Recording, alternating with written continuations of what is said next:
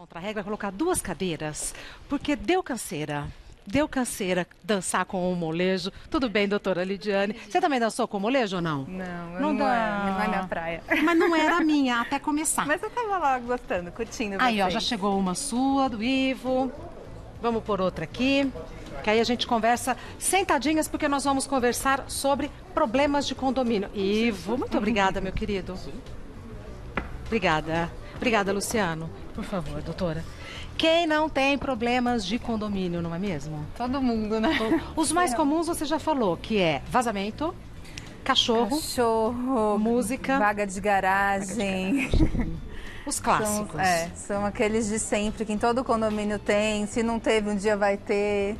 É bom porque daí a gente tem bastante trabalho também, sempre tem. E é bom a gente ter conhecimento para não infringir as regras, né? Que é o Por objetivo. isso que é sempre importante quando você vai mudar para um condomínio e tal, leia a convenção, leia o regulamento interno, porque é mais ou menos a mesma coisa, mas dependendo da característica do condomínio, tem regras diferentes. Por exemplo, é importante. Eu recebi uns amigos na minha casa sábado à noite e o meu condomínio é um condomínio de gente festeira.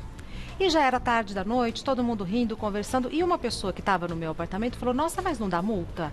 Eu falei, não, conversa, não dá multa, não tem música. Aí essa pessoa falou, no meu condomínio, conversa alta depois de determinado horário, dá multa. Então, dependendo, se for conversa alta, mesmo que incomode o vizinho, pode dar multa.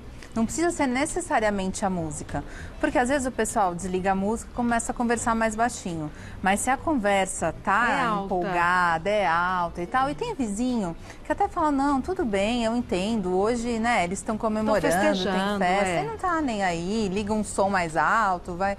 Mas tem outros que criteriosamente quer ter o seu horário de sossego. Mas, doutora Lidiane, isso está na convenção de cada condomínio? Sim. Tá. É que tem um horário, normalmente, geral, é que todo mundo fala horário de silêncio, horário de silêncio. Na verdade, isso não é para os condomínios, né? É uma regra, assim, de lei municipal, aquela lei do silêncio. Não dá para se aplicar aos condomínios. Mas cada condomínio tem o seu horário e normalmente é das 10 da noite às 8 da manhã. De final de semana, os condomínios deixam até meia-noite, outro até às 11. Depende daí das regras, cada condomínio vai ter sua regra. Por isso que é importante ler. Com certeza. Então vamos às perguntas do pessoal de casa? Então vamos lá. Primeira pergunta.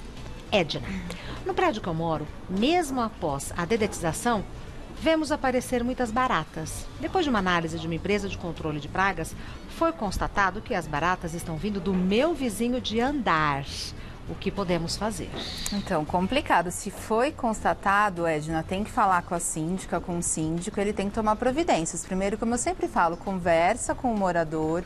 Se não dá resultado, notifica, e daí dá para entrar com uma ação. Inclusive, um problema que tem sido bem constante, infelizmente, são aquelas pessoas que são acumuladores também em condomínio. Ai, a gente teve Porque antes a gente vinha mais em casas, né? Agora já vi uns 3 casos recentemente de pessoas acumuladoras dentro dos apartamentos. Então isso acaba. No começo o pessoal não percebe, ninguém percebe, de repente começa um cheiro estranho, uma movimentação estranha. Quando vão ver, às vezes entra...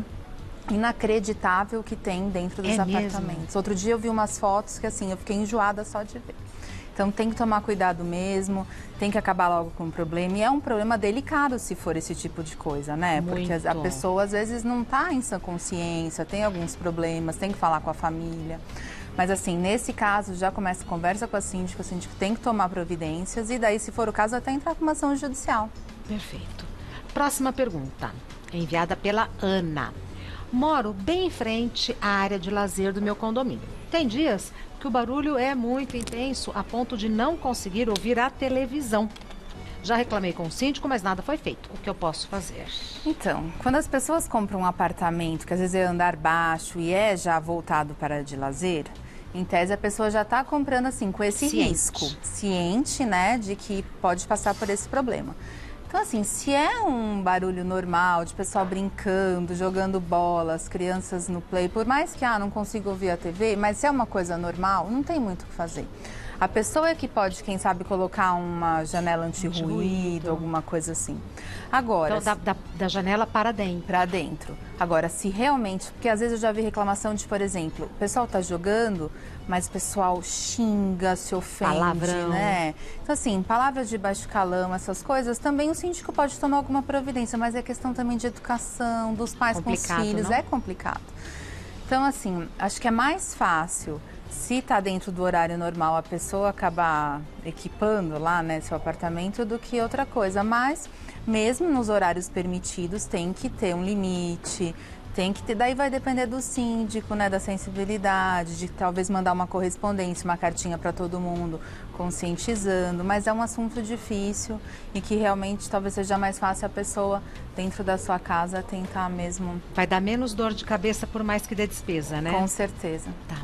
Próxima pergunta, enviada pela Alice.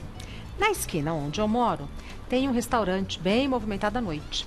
Eles colocam mesas na calçada que, além de atrapalhar a circulação dos pedestres, ajudam a propagar mais o barulho. Já reclamei com o gerente sobre o barulho excessivo à noite, mas o mesmo disse que não pode controlar os clientes. Para solucionar esse problema, tenho que ir por vias judiciais? Sim, Alice, primeiro sempre tentar resolver de outra forma, porque, como eu falo, o processo não é a melhor solução para tudo. É desgastante, né? É desgastante. E aqui em São Paulo tem o PSIL. Para essas questões, né, de bares, restaurantes, a pessoa pode fazer a denúncia. Então, entra no site da prefeitura, pode ser por telefone, pode ser por e-mail, pode ser também lá presencialmente. E eles vão realmente. Na maioria das vezes eu vejo que o pessoal vai fiscalizar. Essa é uma primeira medida que eu costumo aconselhar. Se não der certo, daí uma notificação extrajudicial e uma ação. Mas sempre a pessoa que reclama tem que comprovar que realmente... Porque tem os decibéis que são os liberados, tem que ver se... Por exemplo, se ela morar numa zona residencial, daí realmente não pode. Tá. Agora, se for uma zona mista, pode, tem todos os decibéis. Tem que ver, tem que fazer aquela medida dos decibéis. Então, não é tão simples assim, mas existem sim as medidas a serem tomadas e a última medida seria a via judicial entrar com uma ação por perturbação do sossego. Agora, de qualquer maneira, o barulho é um critério que tem protocolo, é medido... por decibéis. Por decibéis. Então, se a pessoa for entrar lá no site da prefeitura, tem os decibéis permitidos na zona residencial, na zona mista, nos horários das 7 às 22 é um Tudo valor, bonitinho. Depois tem outro, né? Tá. E hoje em dia até eu já vi até que parece que tem aplicativos de celular que mede os decibéis. Então, assim, não é uma prova, mas já é um indício de prova de que as coisas não estão já saindo do que é permitido, né? Perfeito. A gente continua, peço que você me espere um minutinho. Próxima pergunta. Hugo, comprei meu apartamento na planta. Hoje, 4 anos depois de entreguem as chaves, surgiram pontos de infiltração. Eu posso cobrar a construtora esse reparo? Quanto tempo de garantia geralmente tem os apartamentos? Sim, Hugo, você pode e deve, né, cobrar da construtora 5 anos de garantia por lei. Então, todo mundo pode, só que o pessoal confunde um pouco. Só 5 anos eu posso entrar com a ação também? Não, 5 anos é de garantia.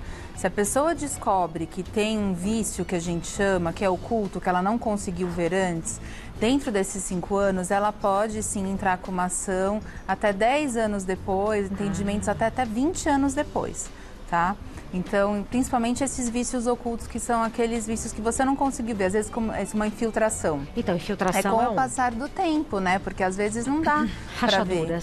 Rachadura também. Então, passou um tempo, rachadura. Pode ser, às vezes fala que é da movimentação do prédio e tal, mas tem outros problemas, dependendo da rachadura, são problemas estruturais.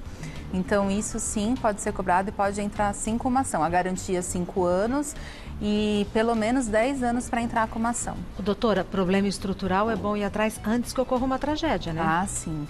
É bom já ver, por exemplo, condomínios novos. Hoje em dia é muito comum que os síndicos já contratem engenheiro para fazer laudo geral. Então, isso já é bem comum ser feito. Mas dentro das unidades, é bom também. A pessoa, já abre chamado, em caso de apartamentos novos, abre chamado na construtora. Se vê que não resolveu, contrata um profissional, faz um laudo e toma providências. Porque a gente vê muita coisa por aí acontecendo, porque às vezes as pessoas acham que não é nada, não vai acontecer, e vai aumentando e pode se tornar crítico. Perfeito. Mais uma pergunta.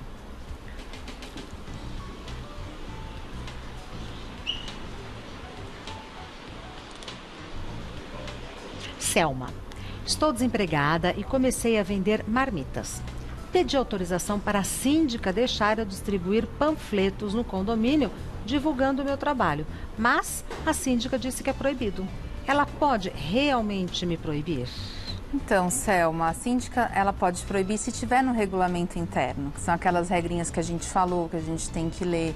Até entendo, ia facilitar bem, né? Talvez a questão da Selma e de outros. Então, é importante ver se está no regulamento e, quem sabe, pedir para a síndica levar isso, né, lá para uma assembleia para alterar.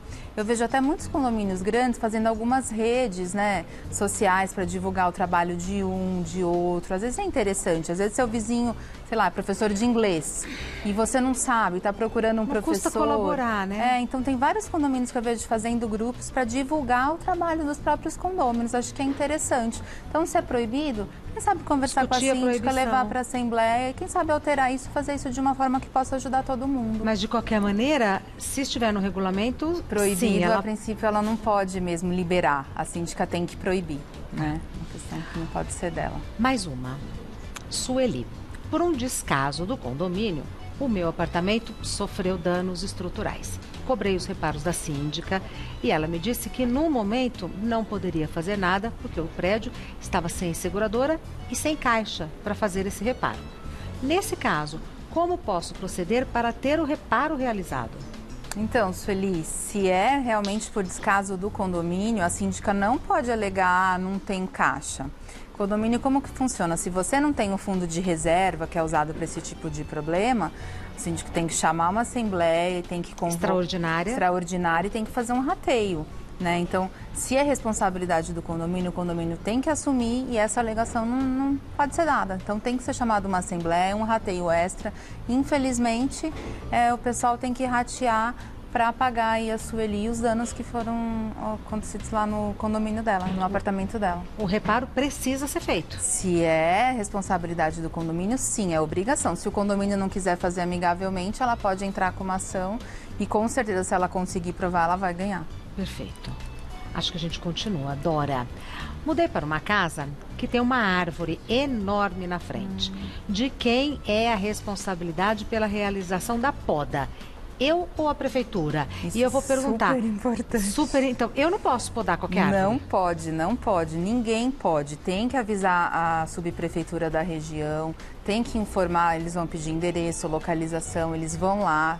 Assim, normalmente demora um pouco, então a pessoa tem que ter paciência, mas é a prefeitura que tem que fazer. Então, também dá para fazer pelo site, dá para ligar. E a prefeitura que tem que fazer. Às vezes, algumas empresas até oferecem esse tipo de serviço. Não pode. Mas não pode. A prefeitura é quem contrata essas empresas. É proibido? É proibido e é crime ambiental. Então, assim, tem gente que fala, não tem problema, só uma poda. Se é uma denúncia, se alguém denuncia, a pessoa pode até ser presa. Então, é super importante essa questão ambiental. Não pode tirar um galinho? Não, tem que chamar a prefeitura. Tá. É crime, olha só. Bom, eu vou agradecer a doutora Lidiane Genski Bahia. Genski Bahia. O telefone da doutora Lidiane é 11 3744 5225. 3744 5225. Vai ter um bolo de ameixa delícia. Quer ir pra mesa conosco? Com certeza. Então pronto, nos vemos na mesa. Obrigada, Regina. Eu que agradeço.